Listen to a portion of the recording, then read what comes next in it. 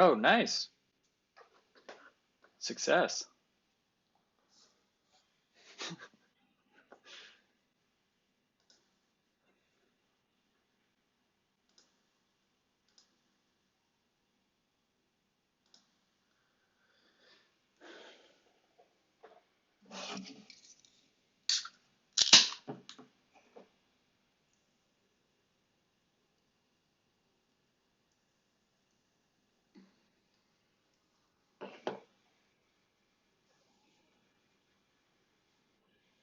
Losing us.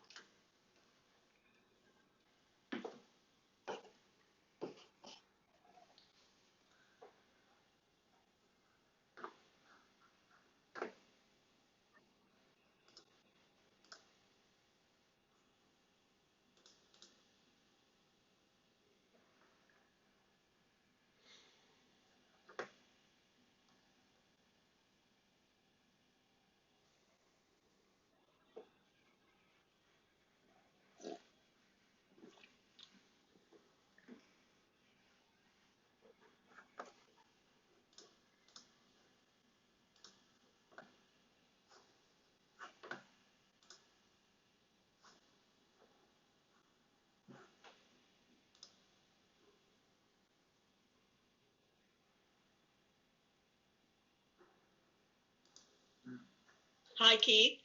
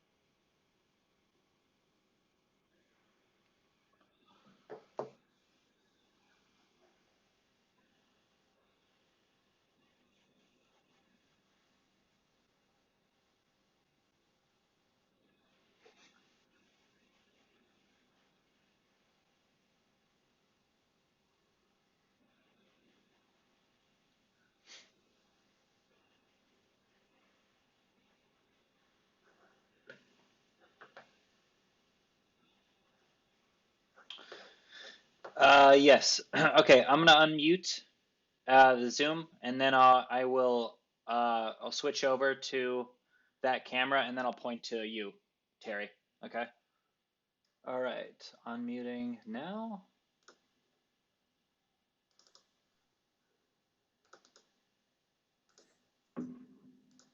Okay. Hi, everybody. Welcome again to Liberty Pub. This is the fourth one we've done. We are now 3 months into lockdown, but things are starting to look up. I'm getting my hair done tomorrow. So for me, that's really the most important thing that's happening in my life. The DC is going to be going to phase 2 of opening on Monday, supposedly. So they will be able to actually have lunch or dinner inside a restaurant rather than outside. So today we're going to do things a little bit different. We're going to talk about the things that we've been up to here at Free the People. And we're going to just kind of wait and hold all the questions until the end of the show. I think that way we'll have a better conversation going on. We have a couple of our team members not here with us, which is a good sign that things are breaking up and breaking out, I guess. Kara is on vacation in Florida, and Megan is in Chicago and having dinner inside a real restaurant, and her kids are with a sitter. So life is looking up. We're going to try tonight to focus on some of the better things that are happening as a result of the COVID and regulations, and just the cool work that our team has been doing. Matt, did I miss anything?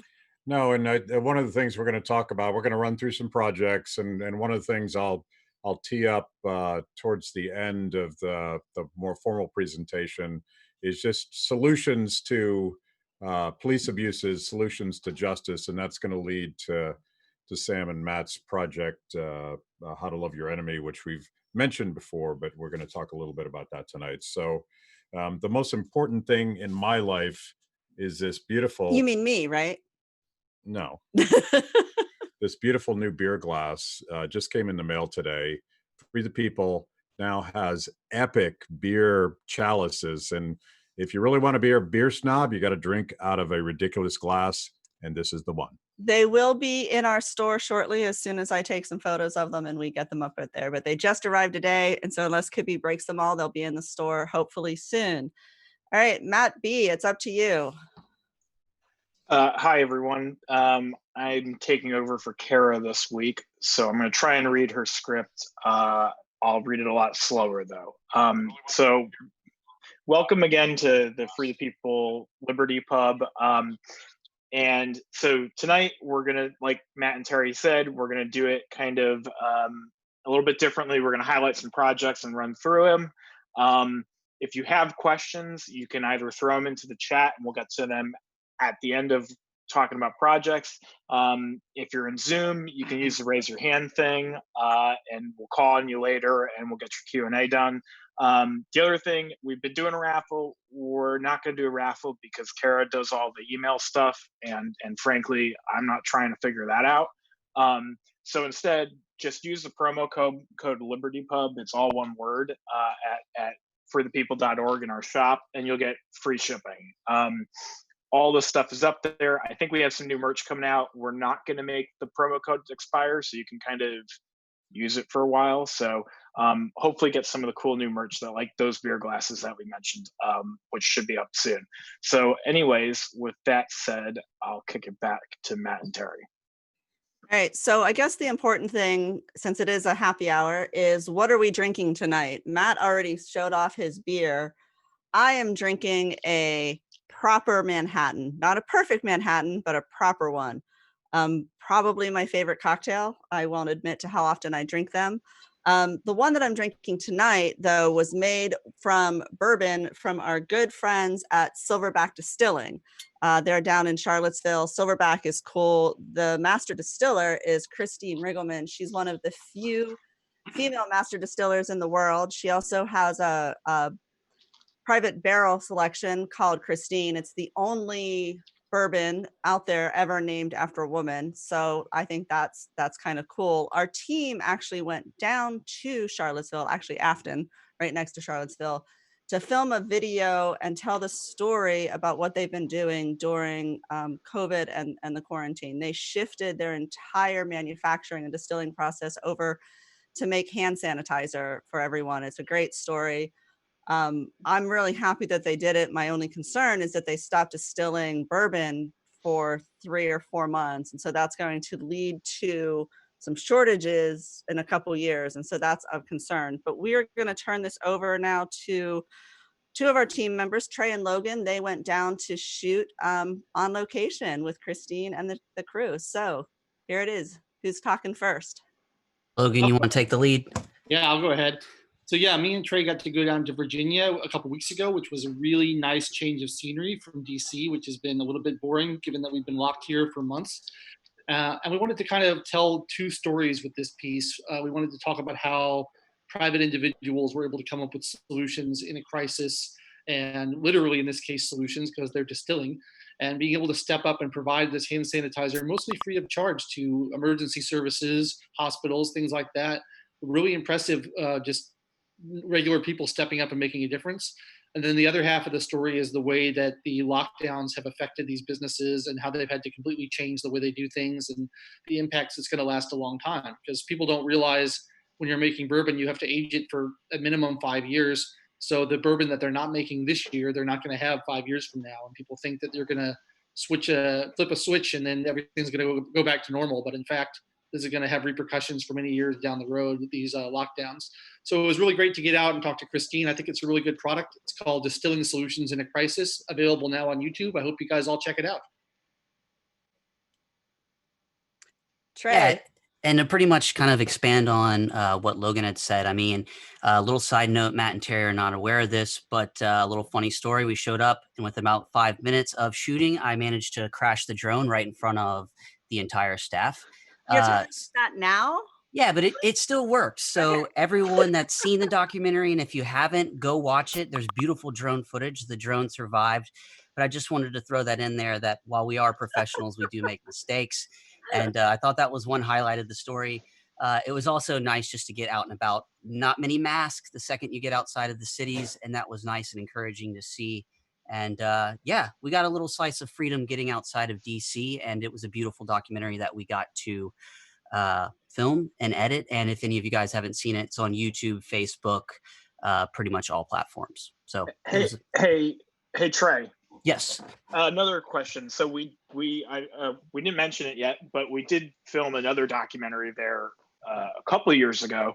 I was curious what you thought. I mean, I think it's funny we've grown so much in that time. I mean, what were some of the things that you sort of could you compare and contrast it to and tell kind of people why, like, you know, what sort of new stuff we've learned? I mean, I think it's impressive.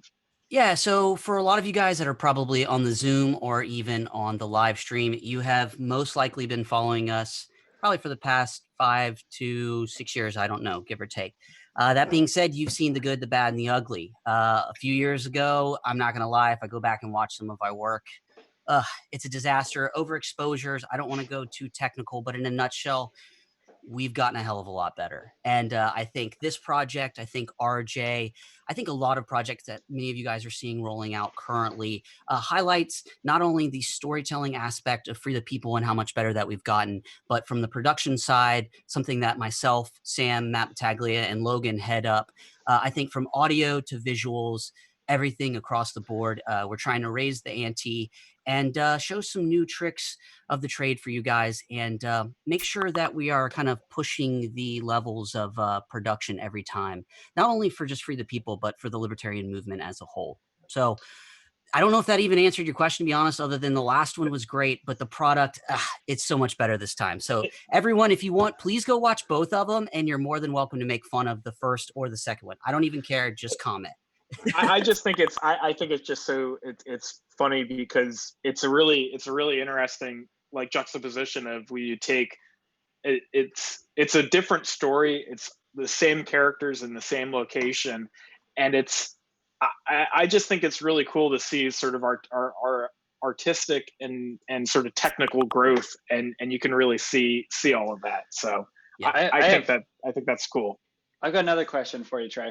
Yeah. I feel like when people hear, you know, that we went and filmed a documentary, you would think of like maybe that taking a month or 6 months or even a year. Can you give us a little behind the scenes on exactly what that looks like for us, just as if anyone's interested, to do with like the production side of things, even like, you know, the cameras that are involved, how many days it takes to produce something like this on our scrappy team?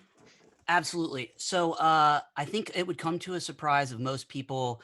A 15-minute documentary from beginning to end was roughly turned around from literally idea to hitting YouTube or, you know, hitting social within 2 weeks.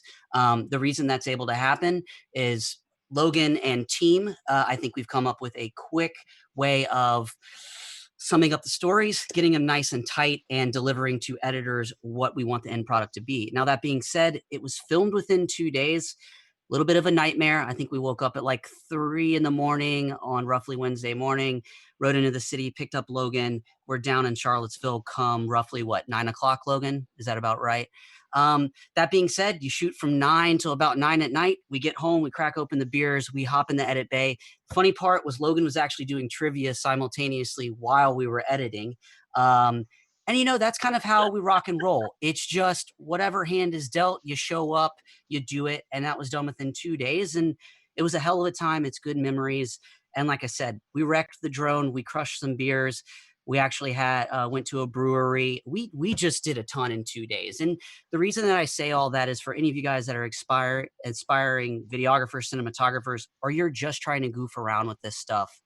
I promise you, if I can do it and Logan can do it, you guys can do it. So might take a little bit longer than 2 days, but 3 years ago, this would have taken about a year to do. So it just shows you practice, time, head down, move forward. You can kick ass and take names. Trey and I have been working together for like 7 years at this point, so we've gotten pretty efficient in the way we work together. I think that it's a pretty lean and mean operation.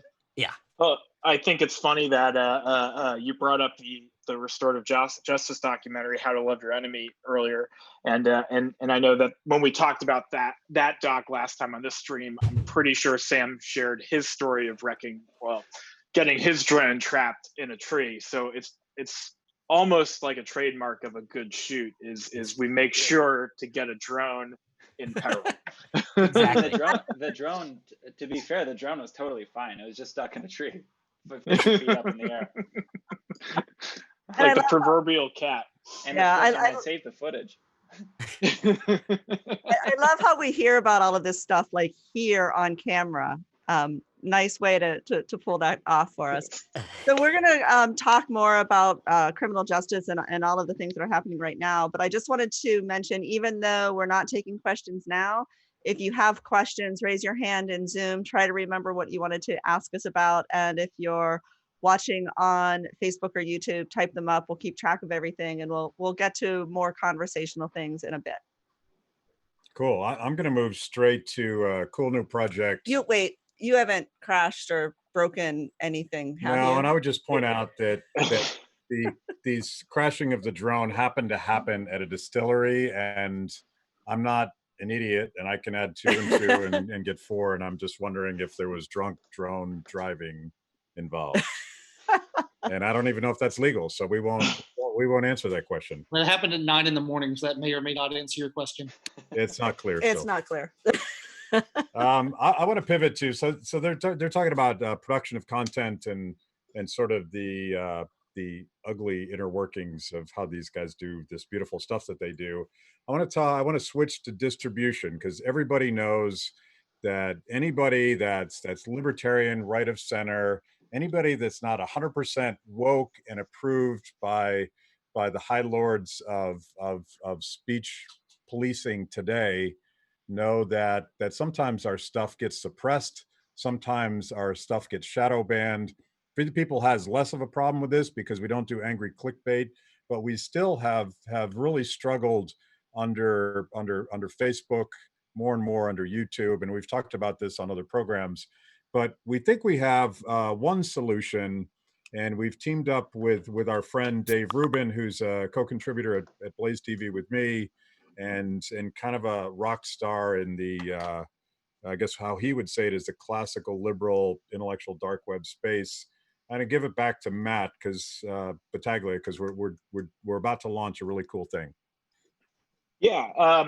So what he's talking about is this thing called Locals, which sort of in sum is kind of like a Patreon, is I think the easiest way to think of it, but it's a little bit more bloggy newsfeed kind of focused. And it has some more, it seems to be a more full featured thing. But basically it's solving the problem of removing effectively gatekeepers. I mean, you go onto like a Twitter or a Facebook or a YouTube, or even in some cases your own site, when you think about some of the stuff that Google Ads is doing this week. I don't know if anyone's seen that news, but so we're going to be launching this community on Locals, and it's going to probably come up next week. But basically and we started populating it, so if you really search for it, you can find it, and you can kind of get a preview, but we're so we're basically going to be featuring some different content that you're not necessarily going to get elsewhere from us, and it's going to be a little bit more raw and a little bit more off the cuff, kind of like what these Liberty pubs have been. And part of that is because when you're in these spaces like Twitter and Facebook and even like Instagram, where, you know, if you accidentally hashtag something with COVID or wrote COVID in something, they start throwing guidelines on your posts. Locals is at least at this moment promising something different.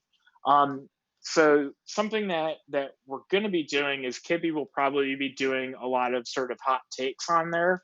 The other thing is I do a lot of art. I'm sure that you might know that, but so the locals is probably going to be a home for that. I've been doing some political art lately, and I figured I'd show some of it off.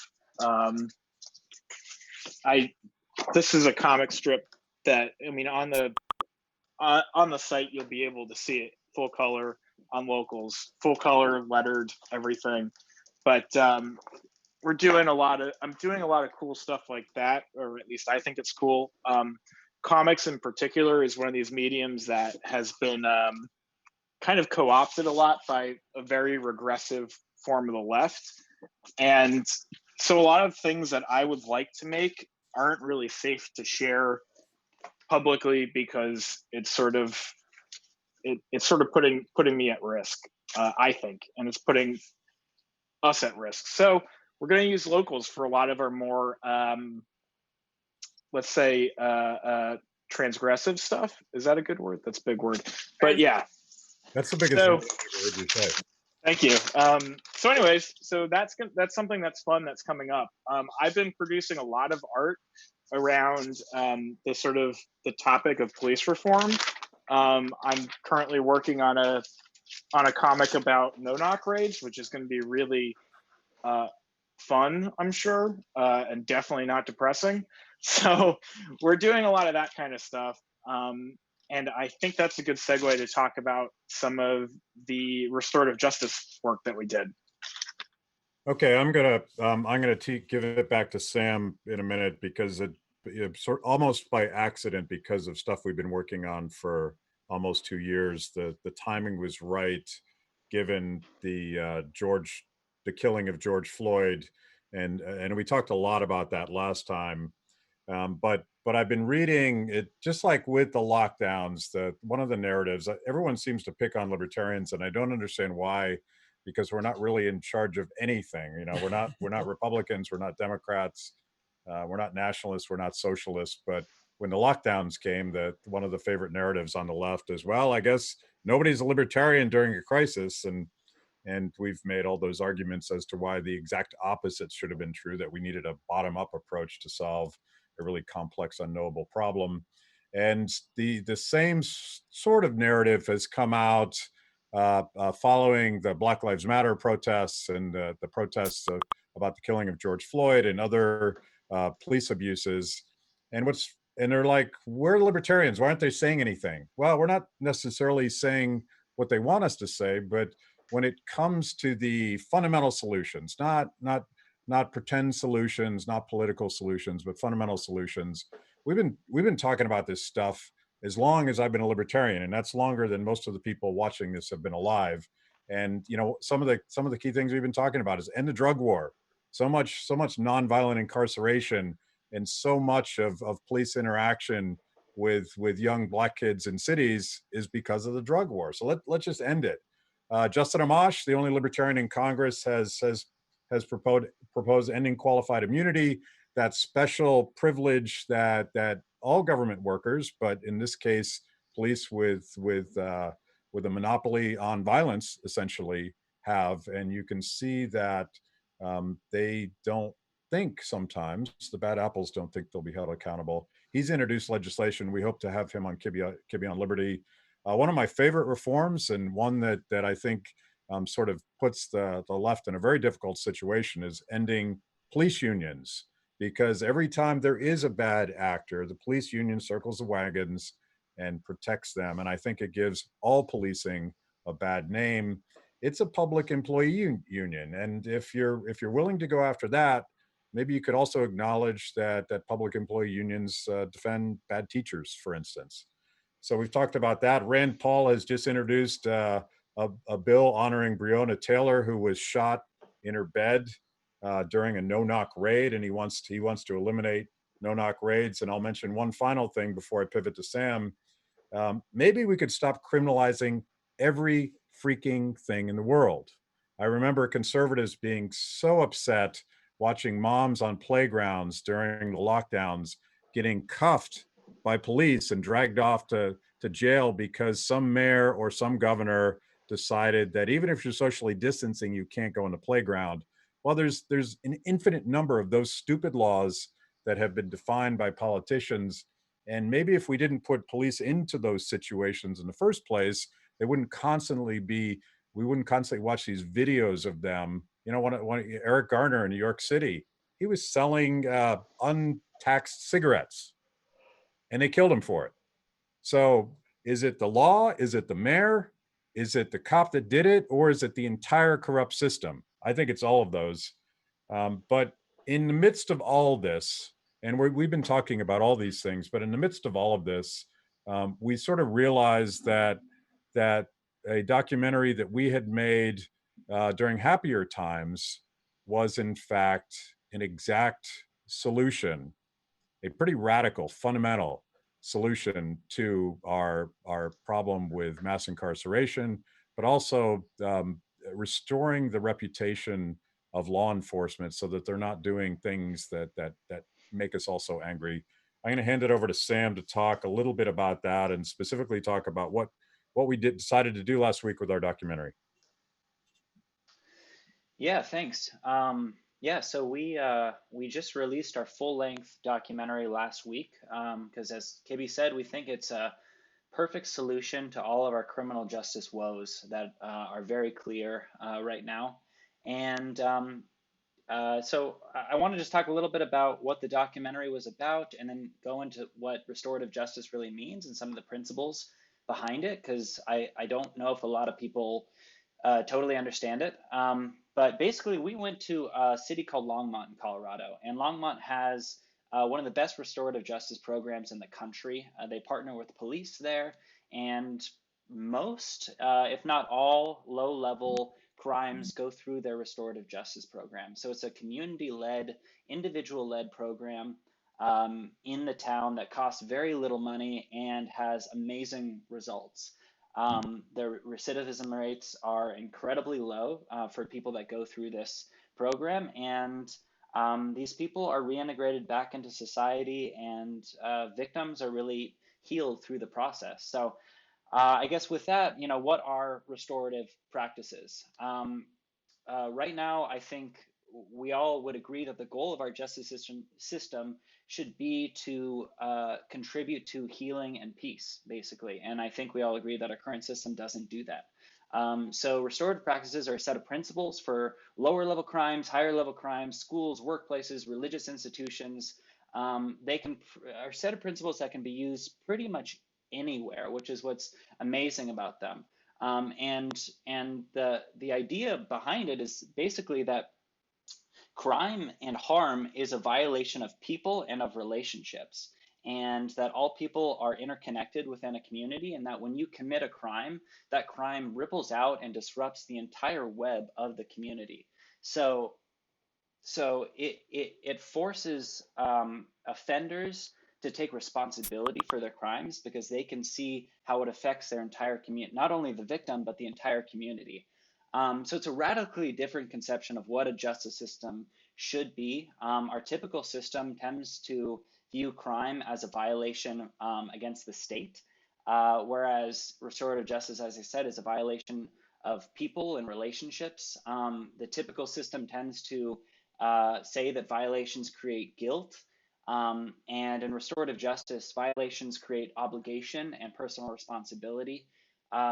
The idea of justice in our typical system is that the state determines blame and imposes pain, basically punishment. But in restorative justice, it involves victims, offenders, community members, coming together in an effort to repair harms and make things right in their community. So the central focus is repairing harm, and it's a completely different way of looking at things. Our typical system is retributive justice. It's an eye for an eye type stuff, and restorative justice is about healing and personal responsibility and that type of thing. So I guess, how does it work? Restorative justice generally happens in group circles or community circles. And the idea is to involve everyone that has a stake in whatever harm or crime happened. So that would be the victim, the offender, community members, and facilitators.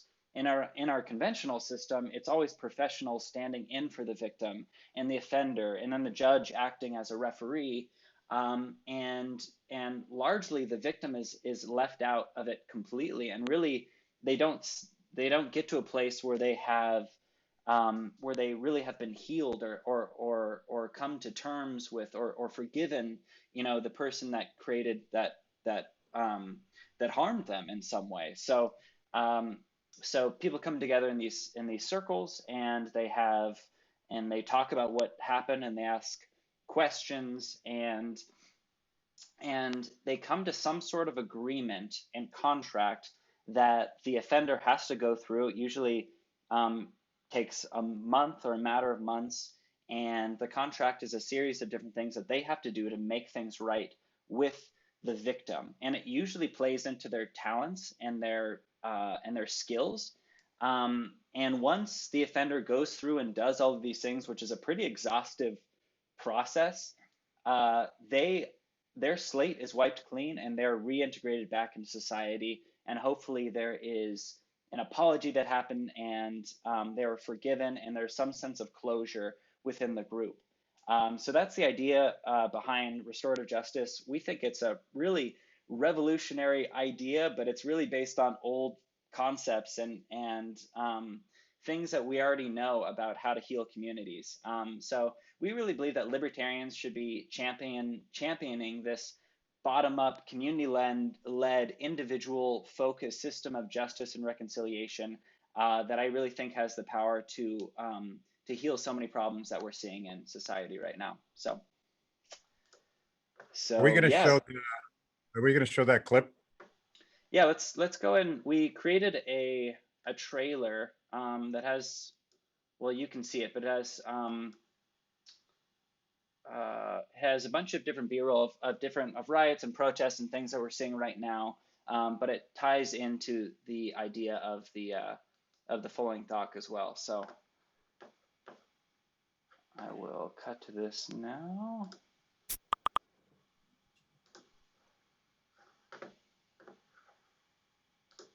Hey Matt, you got to allow me to share my screen. Yeah, this trailer was made specifically to tie our RJ doc into what's happening today.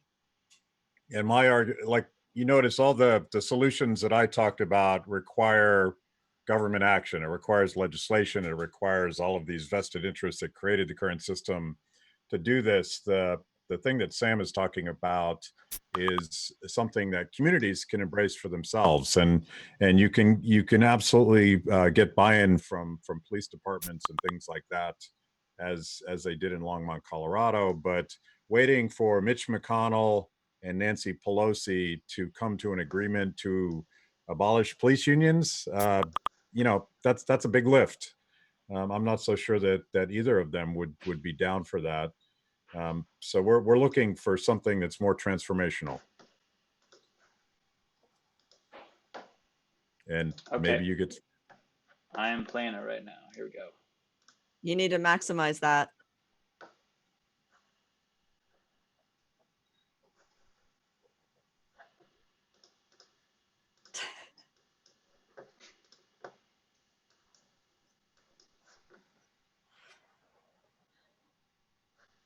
All right, having a few technical difficulties here. Maybe just keep talking about something. Oh, here we go. Okay. Uh-oh.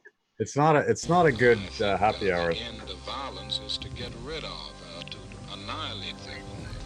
But in the nonviolent movement, the end is to convert the opponent and to bring about a society where all men will live together as brothers and every man will respect the dignity and worth of human personality. The two greatest human technologies, I will always say, are apology and forgiveness. And I saw that there might be room for people saying, I'm sorry, and people saying, I forgive you for what you did. I think those are powerful, powerful forces that are in our midst that go a long way in terms of repairing relationship, in terms of people choosing accountability, and in terms of victims having a voice in terms of what's happening to them. There's something about love that builds up and is creative. There is something about hate that tears down and is destructive. If you love your enemies, you will discover that at the very root of love is the power of redemption.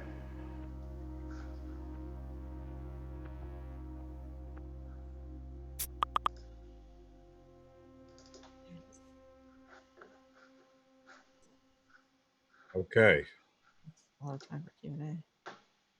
So that was the new trailer, sort of linking our current crisis to, and you could hear Dr. King speaking in the background based on some of those nonviolent reconciliation principles. And we released, when did we make our documentary public? Just a couple days ago, I think. I think last week we did. So I know some of you saw that, we did a sneak peek premiere sometime in the last 6 years when we've been locked down. But if you haven't seen it, definitely check it out. I think it's one of the best things we've done. And I think it actually points to a very different paradigm that thinks outside of the box. Yeah, we actually, our plan was to show this at film festivals across the country this summer, but that clearly went to hell because of everything being canceled. We did screen it once already at the Front Range Film Festival and won, I think, one, if not two awards. And we're going to be showing it again. If anyone is going to be at Las Vegas at Freedom Fest, we are screening it at the Anthem Film Festival there too. Gordon, I know you're shaking your head. No, you're not going to Vegas. So I think we're going to open it up to questions now.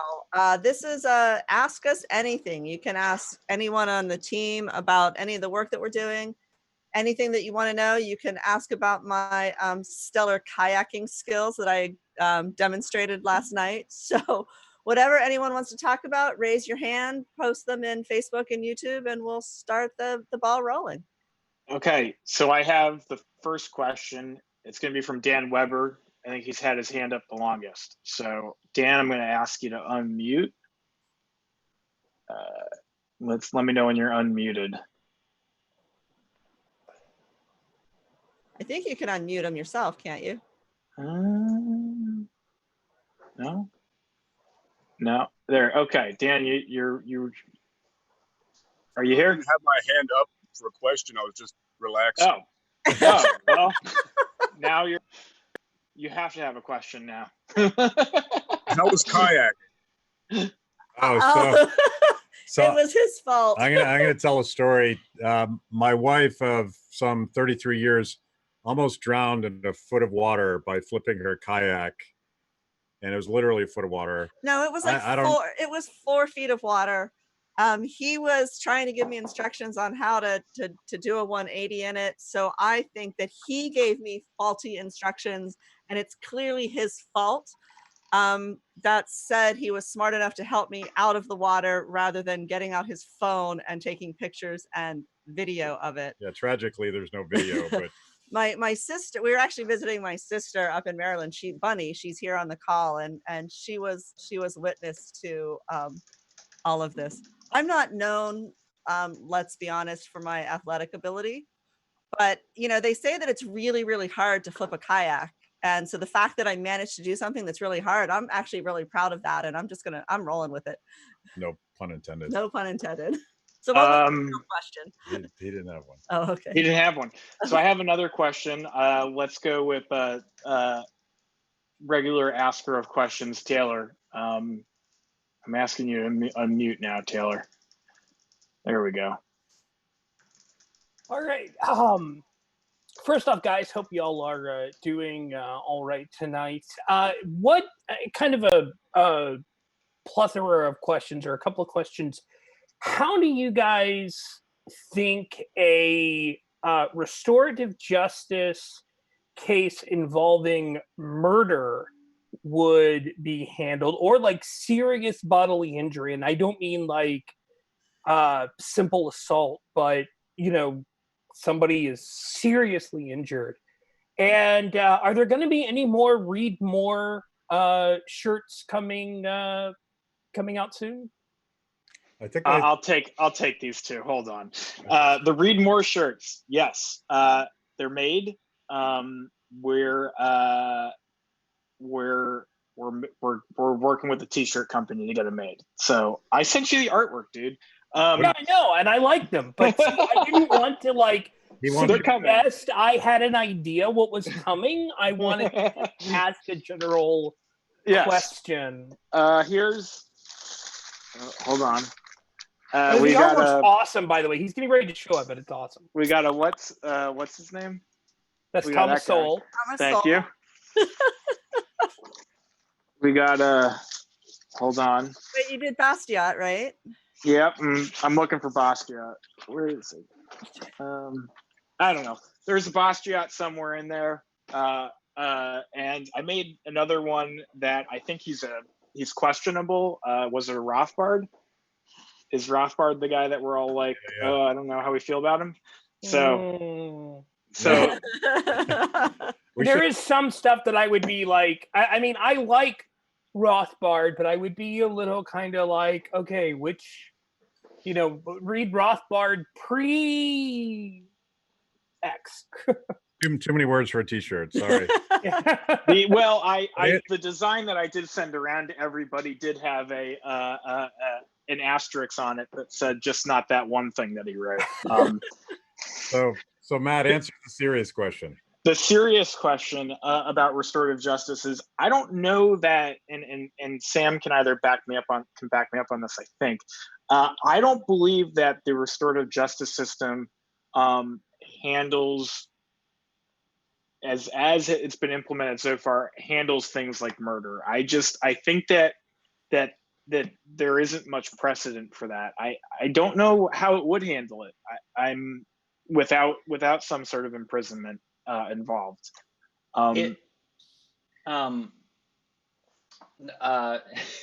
It actually has in a couple instances. I think like the cool thing about restorative justice is it's like I said, it's a set of principles that can be used for any level of crime. So one of the first, it's not used that often for higher level crimes. Matt is right on that one. It's mostly used for lower level crimes.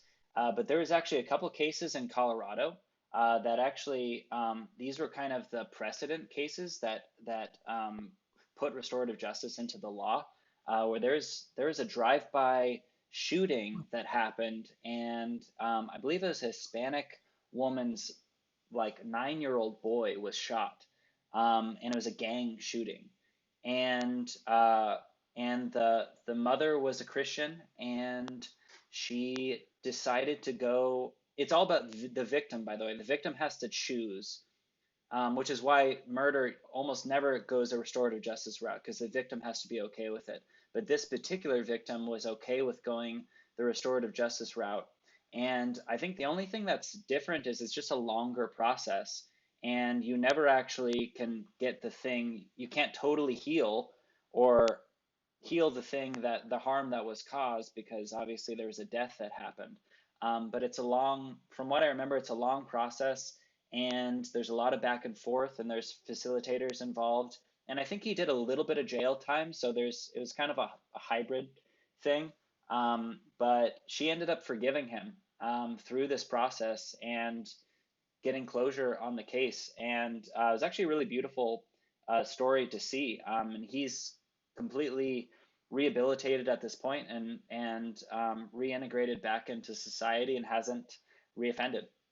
So it definitely can work for the higher level crimes. It doesn't happen as much, but it does happen. The old Icelandics actually used to, I know, and Josh can back me up on this because I know he's done studies on it. They used to exile people, I think, who ended up being convicted of serious crimes. I know that's something that might be a little bit harder here in the U.S., but it does sound like something that is still possible. I'm just not sure how they'd go about it, which is why I wanted to ask something that was like really big. Yeah, that's a big question. To get thoughts on it, because I think it's possible. Yeah. Hey, Josh, do you want to comment on Taylor's calling you out on your research abilities? Well, in the case of Iceland, they did have a pretty well functioning system for handling even up to the most severe crimes, up to and including rape and murder, by creating a system kind of like this, where the accused or the victim's family, if it was a murder, and the accuser could choose to confront each other in a court and sort of hash things out and either demand compensation, or if the crime was sufficiently heinous, they would potentially, a jury would choose to exile the guy. Exile is a little easier to do, however, when you are living on a relatively small island and can just give the guy a boat and say, good luck, buddy. But they had a definite component of the sort of restorative justice, because the alternative to restorative justice under their society was very often a case where crime and punishment weren't resolved successfully, would result in a feud between two families, a feud that could last potentially for generations and end up killing dozens of people in the process.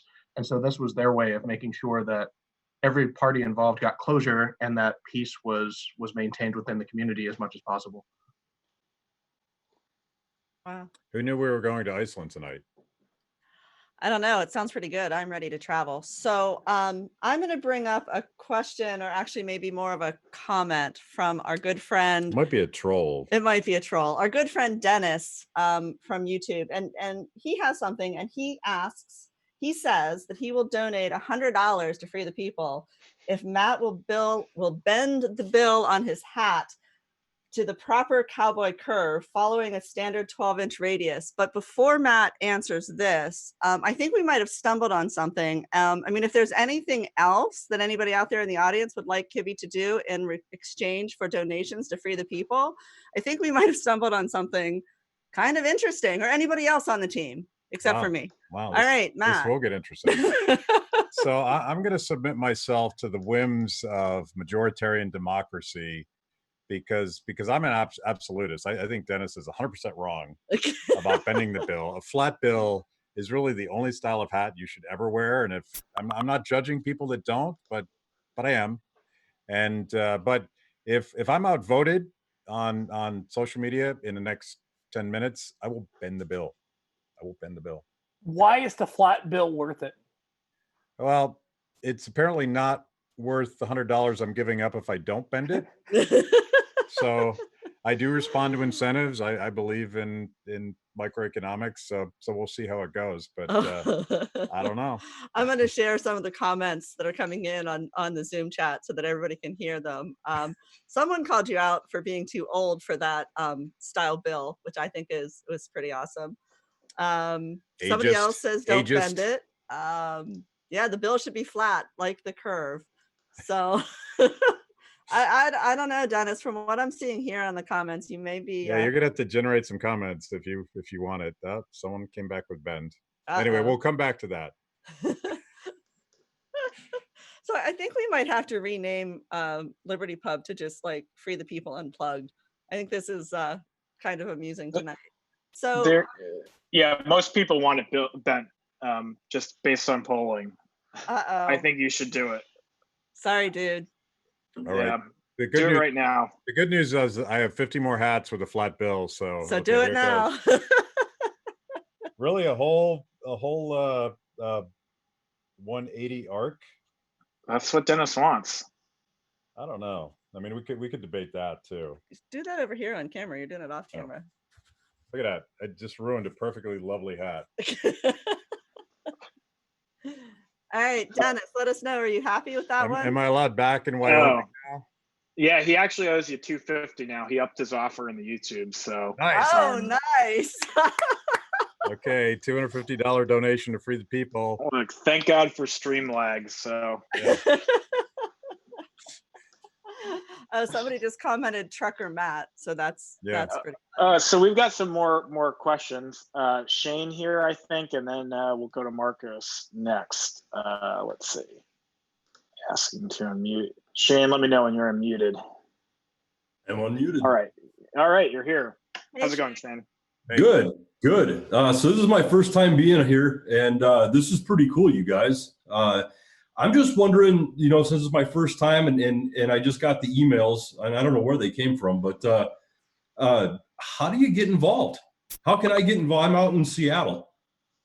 Wait, before we answer that question, what's it like out there? Like, have you been down to Chaz? And what's the craziness out there? It's honestly, it's not that crazy for Seattle. So it's really, I mean, look, I don't know, say what you will about it. It's not going to work. And it's, I haven't been inside the Chaz area, or I think they've renamed it something else. But yeah, I've been down around there. I used to work in South Lake Union, so.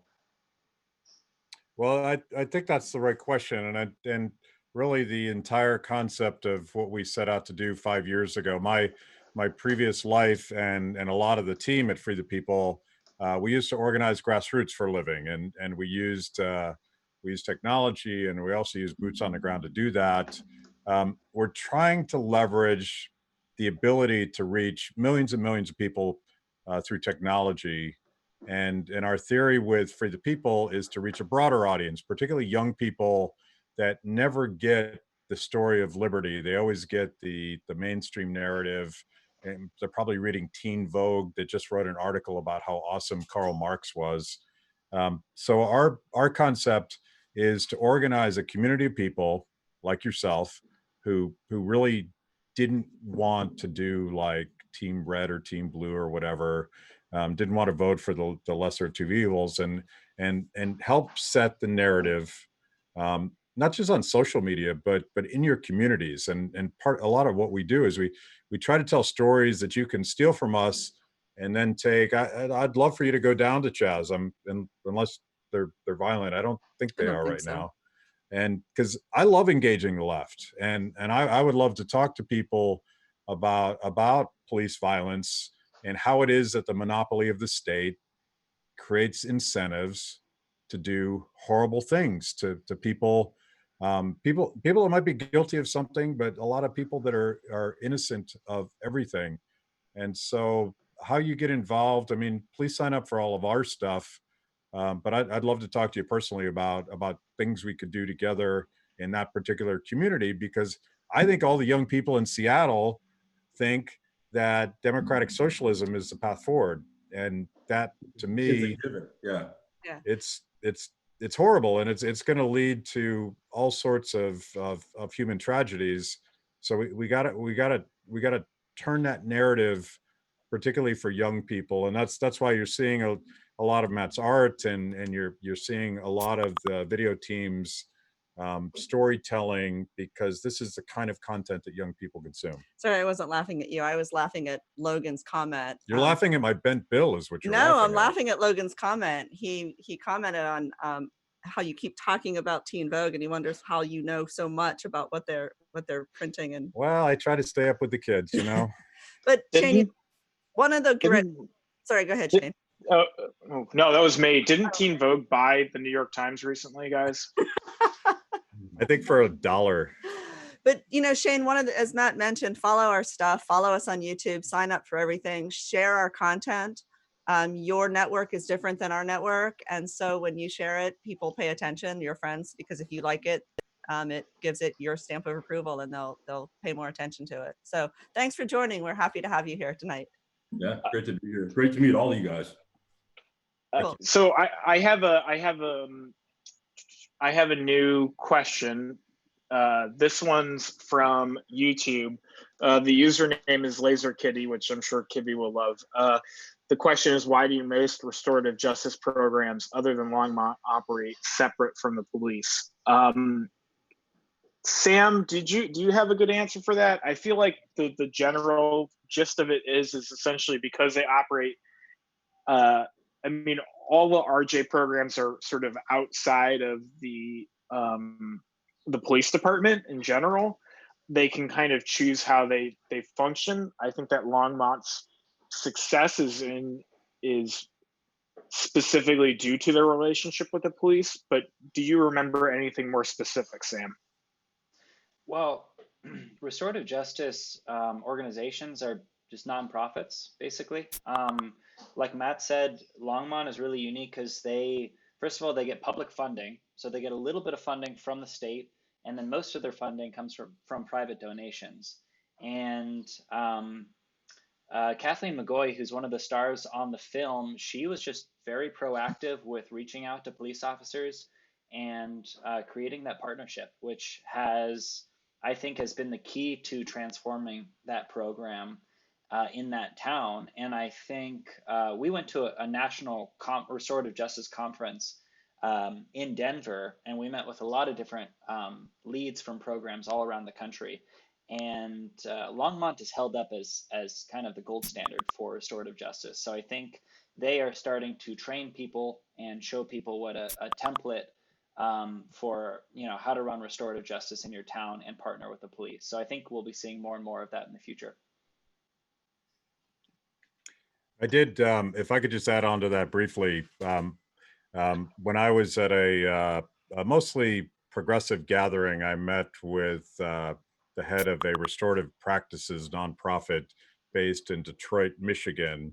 And his attitude was that this model could work in big cities, it could work in small towns, and that the principles, even though the facts and circumstances of all of our communities are a little bit different, the principles are actually able to be applied across the board. So I think it's one of our aspirations, and I'm sure I've said this before, but Kathleen and Chief Mike, who are the stars of the movie, they're willing to travel. And once it becomes legal and safe to travel again, our thought is to actually create a bit of a road show where practitioners can teach wannabe practitioners how to actually implement this program. It's not just a story in this case.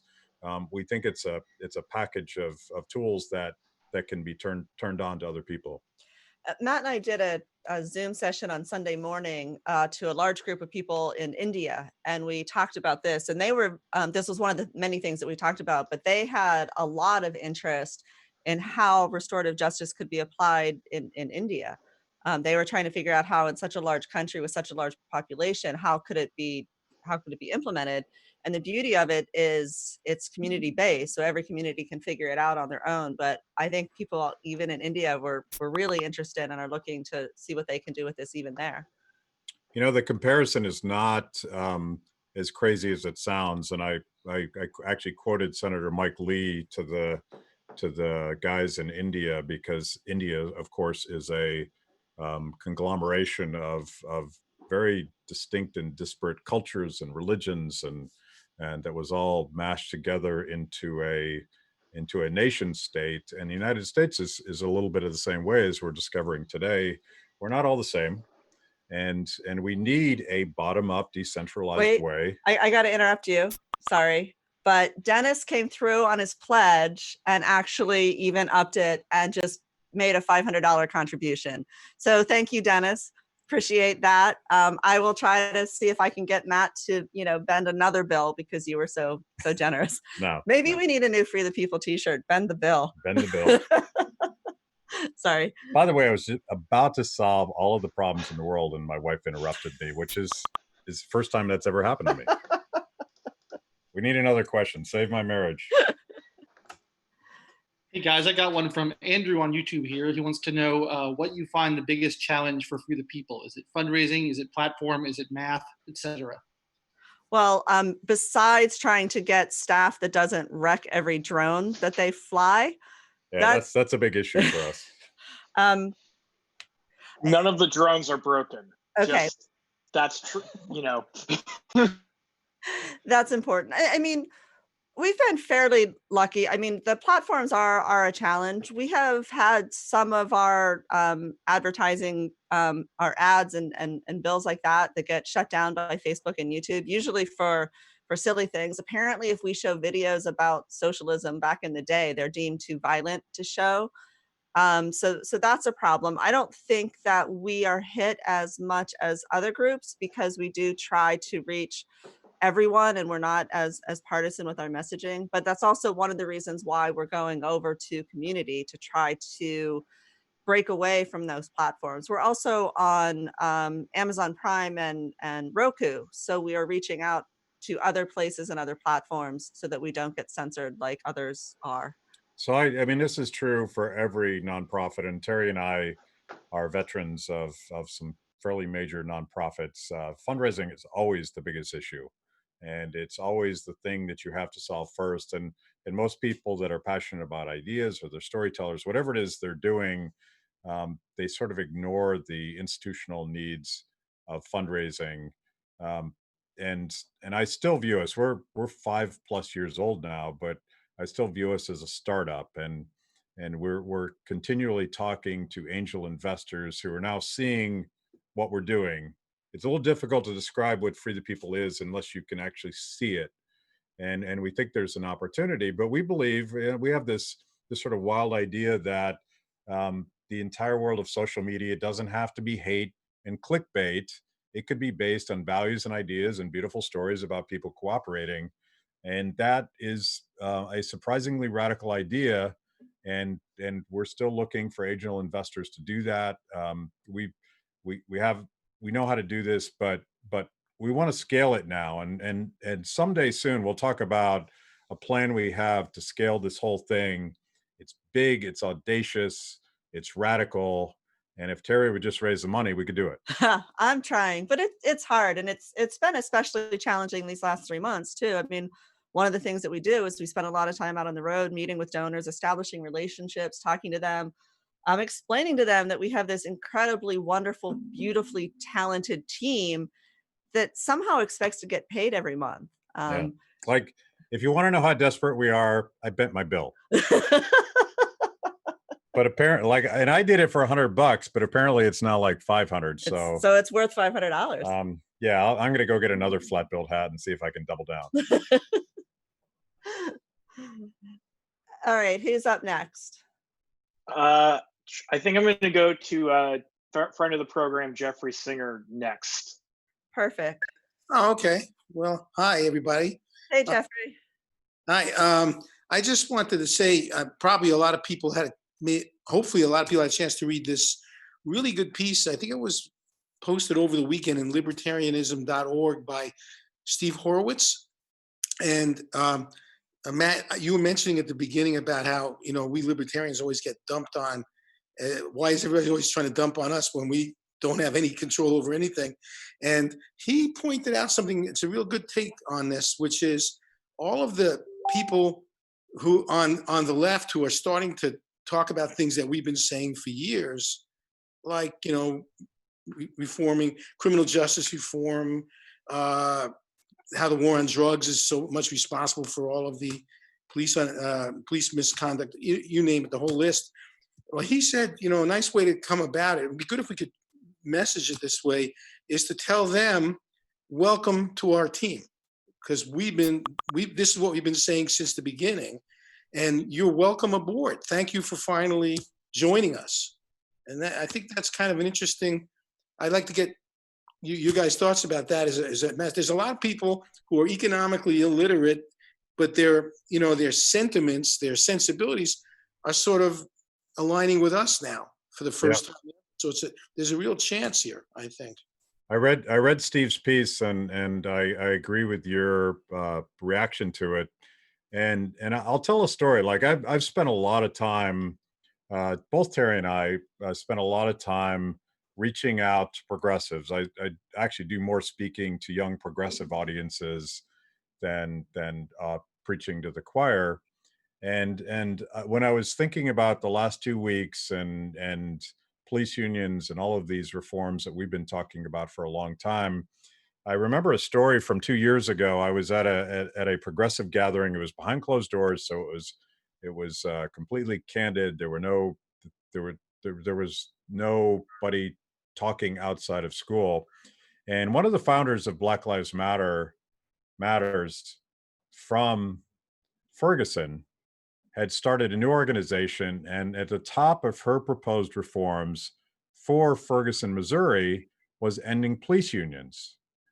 And I think we have a receptive audience outside of whatever tribe we're affiliating with, but part of it is to develop a level of trust with people that don't trust us, and part of it is listening to people that express themselves in a very different way.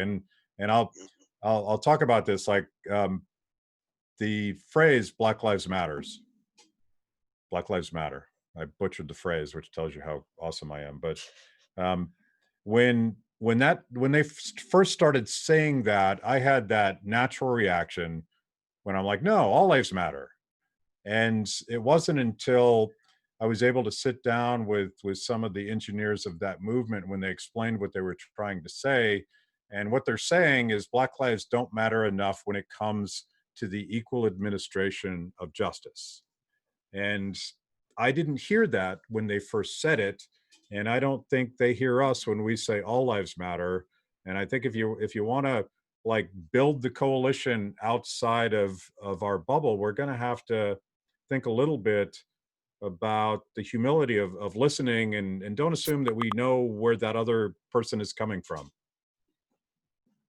Yeah, by the way, on that, understanding that phrase, I once had it explained, because when I first heard it, probably my reaction was like everybody else's, like yours. And then somebody said to me, well, imagine if you had a very rare cancer. Like it's getting almost no, clinical research, no attention. Everybody's focused on the more common cancers.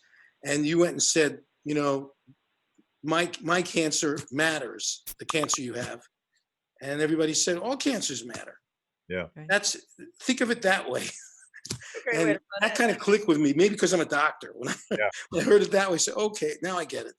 Yeah, that makes sense. And I think before you sort of tweet angry things, you should maybe take a moment and just like try to understand where Twitter's a bad example of any sort of thoughtful conversation, but the key is to actually think about the language that people are using and what are they trying to say. And I think that's how we build this coalition. And I know there are Republicans who are skeptical of monopoly power of government, and there are Democrats who are skeptical of police power. And I feel like libertarians have what essentially is a consensus view on this, but we have to talk to people that don't speak the same language that we do. Right, but instead of being on defense all the time, we should say, well, welcome to us, to our side. Welcome to what we've been saying for the last 50 years or whatever. Come on over. Yeah. Galt is open for business. I have a few other questions in the feed. Our old friend, Derek Ellerman, does want us to know that that he thinks that this is a revolution that's coming. So he thinks it's a big shot coming from him. But I wanted to make sure everyone knew that. So doesn't he tweet that 20 times a day, by the way, every day? I get texts from him about that every day. So does Logan. So I wanted to go to Marcos, who's had his hand raised for a while, and hopefully Marcos is unmuted now. What's your question? Can you hear me? Yep. Oh. Hey, how you doing? Thanks for the shirt, by the way. It was really nice. You're welcome. So I watched the movie. It was great. You guys did a fantastic job. I just had a question. It's something I wish I'd seen a little bit of more examples of in the movie. And maybe it's not something you can talk about specifically with a case, but can you give an example of what some of the things that perpetrators did to create the restorative justice? Like, what do they do to make it up to the victim? Did they paint a fence? Did they house it? Like, how does that? Because that wasn't quite clear in the movie. Sam.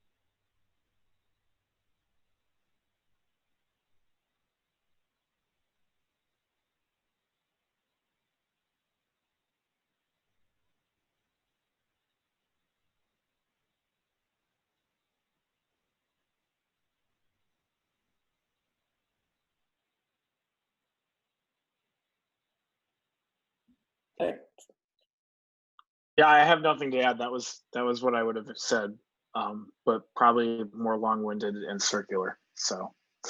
Wait, you would have been more long-winded and circular, right? Right. Yeah. Yes. Yeah. Yeah. I have another question in here. This one is from Jonathan. So I'm gonna ask Jonathan to unmute. Hey, Jonathan. Hi. Hi. So I've been involved a little bit with local government in my area. I'm a proud failed city council candidate and everything like that. So, but I know I'm a little bit familiar with how the process works. Do you guys think you'd ever take this restorative justice message on a road show for people if they funded it in their area? We would absolutely love to do that. It's a very short answer. Where are you? Where are you I'm based? in the wonderful, wonderful Turlock, California, which I describe as the Midwest of California. So we have a lot of corn, a lot of cows, and sheriffs who support gun rights. So it's not exactly what you'd expect when you think of California. That's where I am right now. I could be in South Bend in the near future, but I think both are actually good cases for this. Yeah, and I'll speak again for Kathleen McGoy and Chief Mike.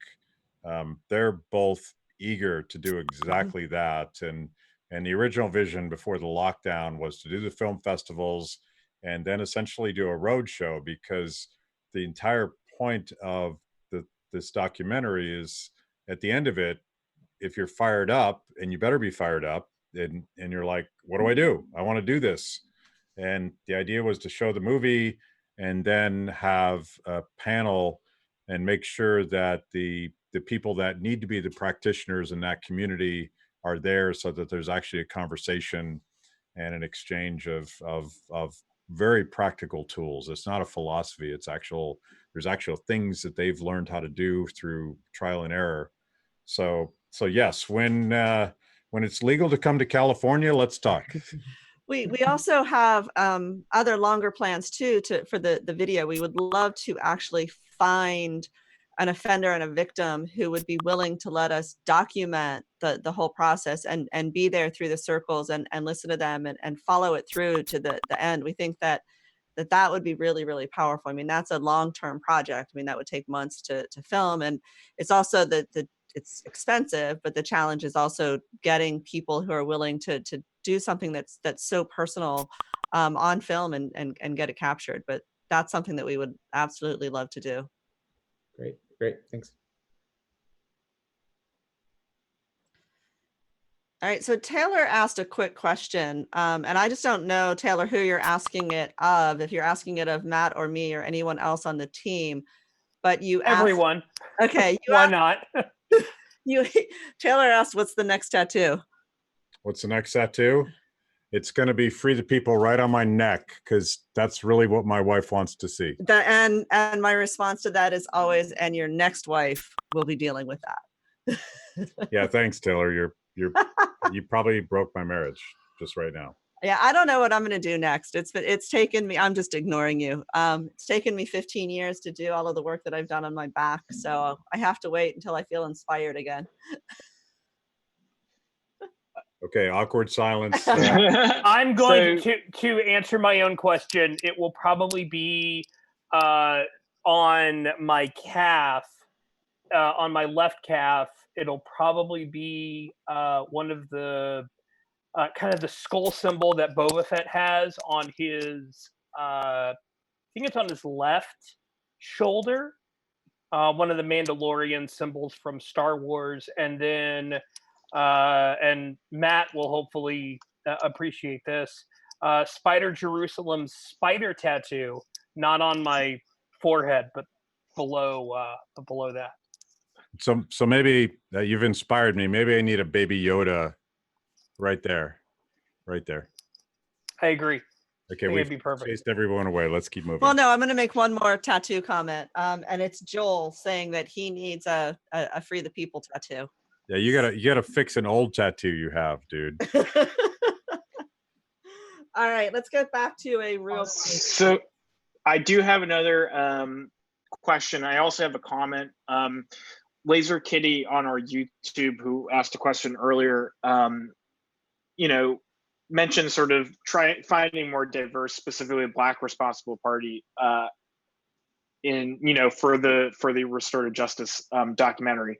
And sort of one of the things that's key to restorative justice is that after you go through the process, you are absolved of the crime, essentially. So it was tough to find people who are responsible parties who want to then go on camera and basically re-excavate generally the lowest point of their life, usually. So it's totally something that we were working towards, to try to get more diverse, and even just in general more responsible parties on camera talking about things. But it is tough, and hopefully with time we can get some more people to talk about their experiences. So I have another question though in the Zoom from Brendan, who I'm going to ask to unmute now. And here we go. Hi, I'm just wanting to say thank you to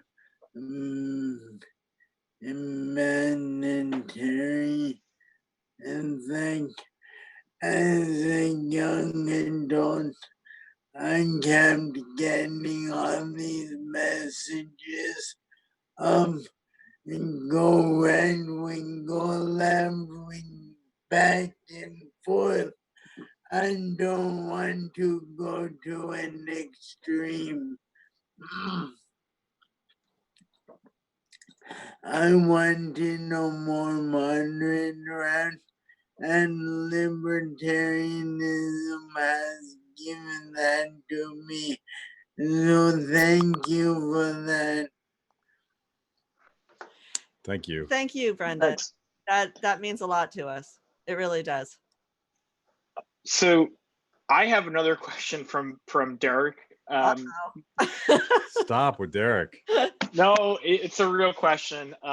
So I'm going to read it directly. Derek says, here's a serious question. So he's being serious. So people thought they were being helpful and safe by agreeing to take down Confederate statues. He refers to himself, Cassandras like me warned that it wouldn't satiate communists, and now they're coming after Thomas Jefferson, Washington, even Lincoln. How do you argue for keeping their statues, even though they own slaves? That's Derek's question. So I do think it's an interesting question.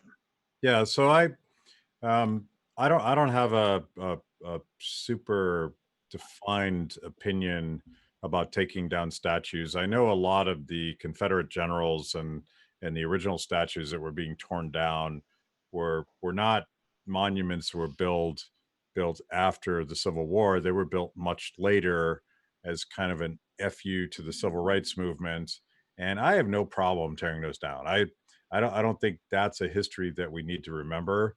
I have a fundamental problem. Portland, Oregon, a city that I used to love, like it was our favorite city to visit. They just tore down a statue of Thomas Jefferson, and I have a fundamental problem with that because you have to distinguish between the legacy of someone that created an environment where people can be free, and I think Jefferson fits that category. They attacked Lincoln somewhere, which is kind of fascinating. They're tearing down Gandhi. There's been all sorts of attacks on Martin Luther King, not his statues, but his legacy. And I think you have to appreciate the fact that no human being is perfect, and what is their contribution to history and freedom and all that stuff. And so I don't think there's a bright line on that, but if you're tearing down Jefferson or Lincoln or Gandhi, I'm not cool.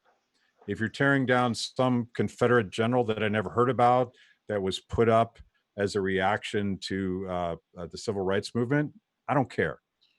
Shane brought up a good point. He said, don't tear them down, create a museum and monetize them. And we were it was Lithuania, it was Stalin world. Vilnius. Yeah. And they had gone through after they left communism and had their own country, and everyone was knocking down all of the statues of Stalin. And a entrepreneurial guy, a very wealthy man, he went around and gathered up all of the statues of Stalin and created Stalin World.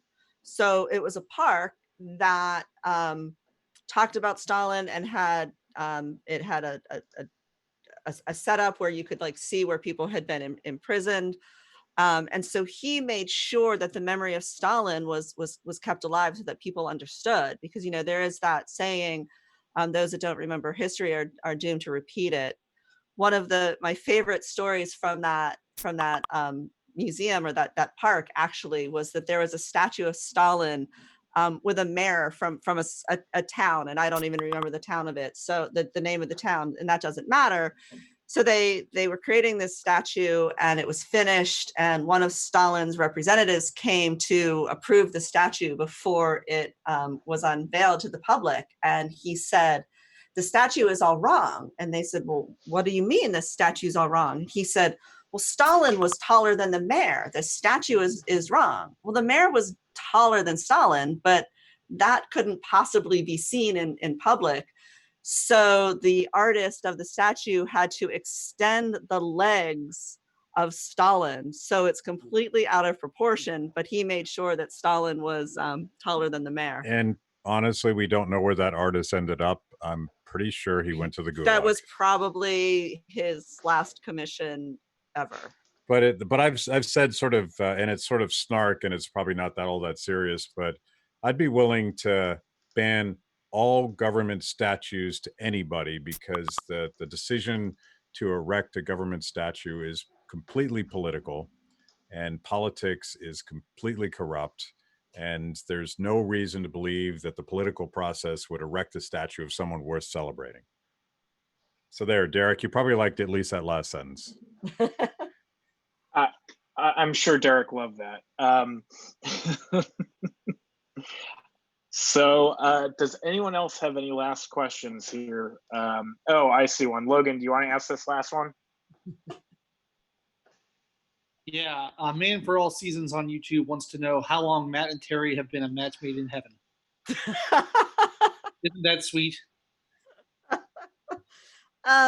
So some of you know this story. I'll keep it short. Matt and I met in college. We actually met in 1983, which is actually a really frightening number. Matt was looking for a date for a fraternity formal and had been turned down twice, and finally got around to asking me out. So I was his third choice for a date. I was asked out to a different formal on the same night, and I was trying to decide between these two guys that I didn't really know that well, and just trying to decide who I should go out with. And I made a very rational choice, because I didn't know the other guy, but I didn't know his friends or the girls that dated his friends. So if I went out with this other guy and he turned out to be a jerk, I would be stuck and have a miserable time.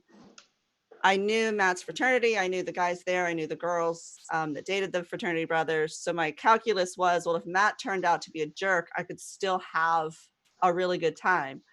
So we've been together forever. We've been married for almost 34 years now. We are incredibly lucky. We like each other still after being locked up for 3 months. But I think it's pretty funny, because when people see us, a lot of people assume that it was this match made in heaven, and we saw each other from across a crowded room, and, you know, the angels sang and the doves flew, and he was my lesser of two evils, and I was his third choice, but somehow it worked out. What she said.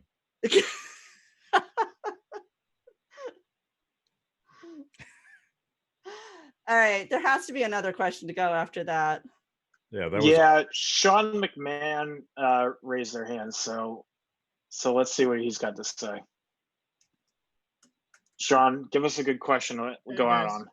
Yeah, I do actually have one question. Ties in with the justice arrangement that is in the video that you guys have produced. It was covered today by Eric July. It was actually my alma mater for my undergrad. The head coach of the football team, Mike Gundy at Oklahoma State University, apologized because his running back, Chuba Hubbard, was offended that he was wearing a OAN t-shirt. And so he apologized, and it had that restorative justice component to it. And he stood there before the press and he read his apology. It was obviously not written by him, came across totally disingenuous in my opinion. And if I was looking to hopefully get out of something that I did, I would recite anything you want me to recite. And I'll do it standing there in front of the press so that I won't have to go through punitive justice. What's the concern of, are they genuine in their remorse, if you will? You know, that I saw that, and for those of you who don't know, OAN is a conservative news channel, kind of like they want to be Fox News when they grow up.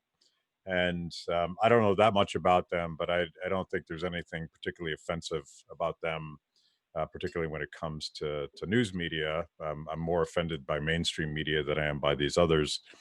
That video reminded me of Mao's Cultural Revolution.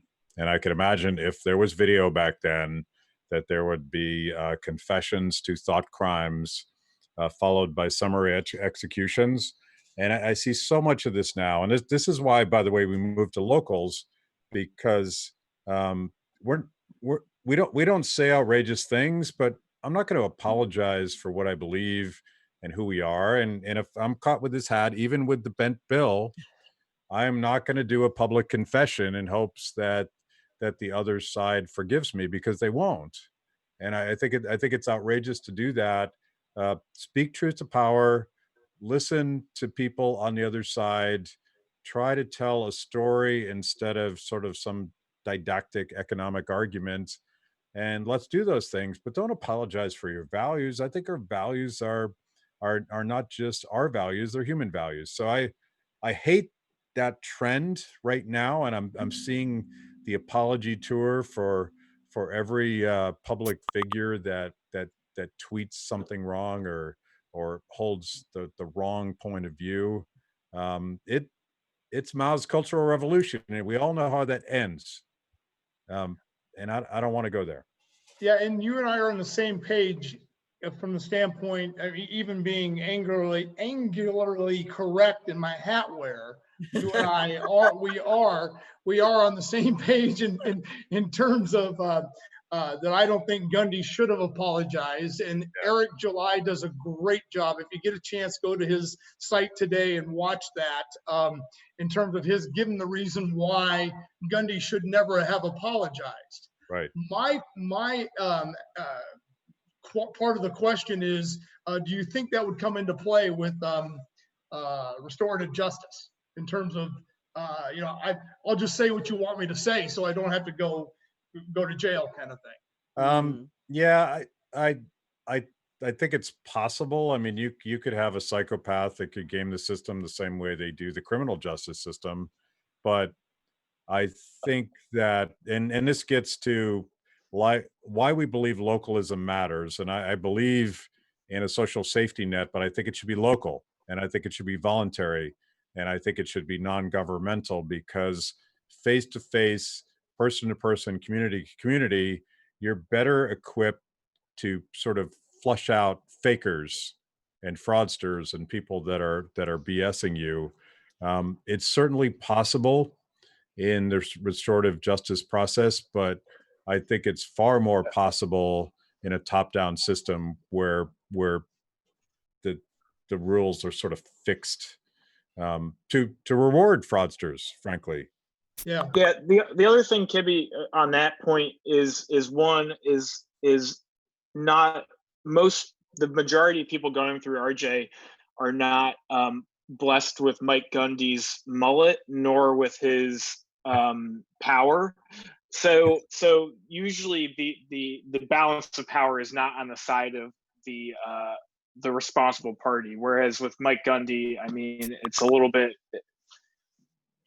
I do think he's an unfair subject for RJ in that case, because what are you going to tell him to do? Yeah. I can add on to that a little bit. I can add on to that a little bit more, because I asked that exact question to the chief of police in Longmont. How do you make sure that people aren't just faking it to get out of having to go to jail?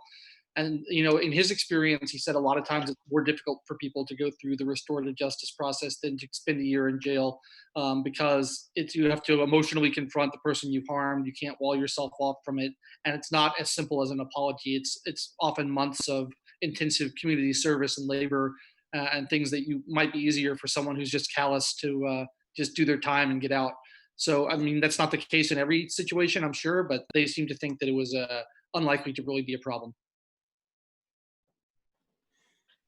Okay. Yeah. And Matt, I'll just say, I think the operative word that you threw in there that's so important is that it's voluntary. I think that has a lot to do with it. It really does. Yeah. All right, so we have been on for an hour and a half. I think tonight has been great. I know that we've been doing this every other week. Now that the world is starting to open up a little bit, we're going to shift this, I think, to once a month. Most importantly, because 2 weeks from tonight, Matt and I are hopefully going to be on vacation. We're going to Alaska. We will be in Denali Park. We're staying at a private lodge there. So we're actually getting into the park before the national parks are allowed to open from the government. So we're going to get a pretty cool taste of freedom, even though the government isn't really going to allow us. So I think I am going to end our night with a toast, because it is happy hour, right? So we should toast. So let's toast to freedom. Freedom. Cheers, everyone. Thank you so much for joining us once again. It's always great seeing you all. Great work, guys. Thank you. Hey, Matt, are you going to have pint glasses? We have them in the store. They're back in stock. But pint glasses, right? Yes, Not the. Yeah. We have pint glasses in stock in the store. We ran out, actually. So, but they're there now. Nice work.